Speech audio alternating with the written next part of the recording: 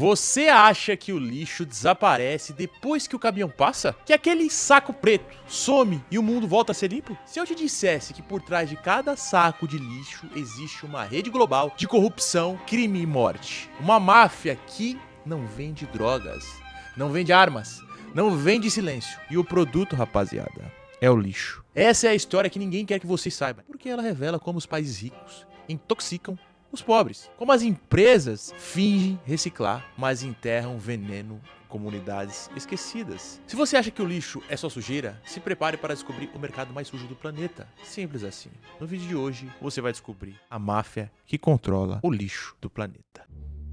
O negócio mais sujo do mundo. A maioria das pessoas acorda, escova os dentes, toma café e joga alguma coisa fora. Isso é básico. Uma embalagem, uma sacola, um resto de comida, e quando coloca na lixeira, acha que o problema acabou. Mas não é bem assim, tá? A história do lixo está só começando. Então, por trás da coleta do lixo, existe um dos mercados mais obscuros e lucrativos do planeta. E não estamos falando só de reciclagem não, rapaziada. Ou aterros sanitários, tá? Estamos falando de um império subterrâneo, onde o lixo é transformado em dinheiro sujo. Bilhões de dólares por ano são movimentados nesse submundo. E o mais assustador, boa parte dele é controlada por máfias organizadas, com conexões políticas e empresariais. Rapaziada, vocês já ouviram falar da Camorra? Se não ouviram, fica comigo que vocês vão entender. A Camorra é uma das famílias mafiosas mais antigas da Itália. E por mais que pareça roteiro de filme, essa máfia trocou o tráfico de drogas e armas por tráfico de lixo. Tráfico de lixo, tá, rapaziada? Porque o mundo gera tanto resíduo tóxico, químico, hospitalar e eletrônico que há uma guerra secreta para decidir quem vai sumir com esse lixo. E a Camorra se especializou nisso. Triângulo da morte. Quando a máfia enterra o futuro. Nos anos 90, a Itália começou a perceber um aumento absurdo nos casos de câncer infantil em algumas regiões agrícolas do sul de Nápoles. O fenômeno era tão assustador, rapaziada, que os moradores apelidaram a área de Triângulo da Morte. Investigações revelaram que as empresas do norte da Europa pagavam milhões à Camorra para descartar resíduos perigosos de fábricas, hospitais e laboratórios. E o destino desse lixo era terrenos baldios, fazendas e escolas lá no sul da Itália. Tudo sem nenhum tipo de tratamento, viu? Foram mais de 10 milhões de toneladas enterradas em menos de 15 anos. E cada tonelada rendia entre 25 a 100 euros, rapaziada. Dependendo do tipo de resíduo, tá? E agora você multiplica isso e você vai entender por que a máfia abandonou o tráfico de drogas. O lixo era mais lucrativo, mais seguro e com menos punição, rapaziada. Vocês entendem? Esse modelo de negócio começou a se expandir porque o problema do lixo é global. E a falta de fiscalização em países pobres virou uma oportunidade. O lixo global,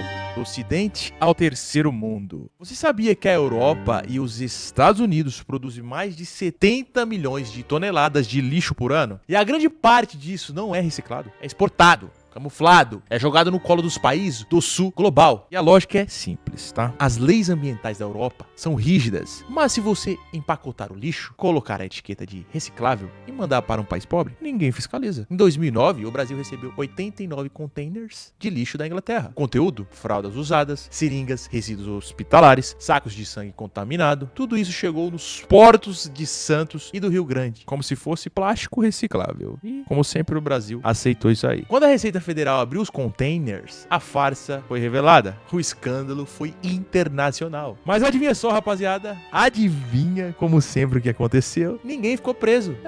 Cara, ninguém ficou preso. Porque por trás do envio havia empresas terceirizadas com nome limpos, mas conectadas a contratos obscuros e, em muitos casos, máfias. E isso não é exclusividade do Brasil, tá? Em 2020, lá atrás, a Malásia devolveu 150 containers ilegais de lixo para países como Canadá, Austrália, Estados Unidos e Reino Unido. Na Indonésia, comunidades inteiras, rapaziada, vivem sobre lixões internacionais, onde crianças brincam entre produtos químicos e carcaças eletrônicas. Ou seja, o lixo da elite é enterrado na pele dos pobres. O lixo como arma de controle invisível. Agora você precisa entender o jogo, tá? Vocês precisam entender o jogo. O lixo moderno não é só resto de comida, é tecnologia vencida, remédio vencido, substância cancerígena, material químico que não pode ir para um lixão qualquer. E justamente por isso, as empresas pagam milhões de dólares por mês para se livrar desses resíduos sem deixar rastros. E aí que entra empresas fantasmas, governos corruptos e as máfias que têm estruturas, caminhões, contratos e rotas. Muitas vezes, o mesmo caminhão que transporta alimentos de um porto carrega lixo tóxico na viagem de volta. Isso significa que o lixo virou uma moeda política. Oh, meu Deus. Vocês não queriam saber disso. Eu também não. Mas, infelizmente, quem controla o lixo, controla territórios, população e até eleições. Parece mentira, né? Mas é verdade. Vamos lá, exemplo. Que na África, rapaziada, comunidades inteiras recebem doações de materiais usados da Europa, beleza? Só que junto com livros e roupas vem lixo eletrônico, tóxico e radioativo, viu? Tudo isso contamina os rios, o solo e o corpo das pessoas.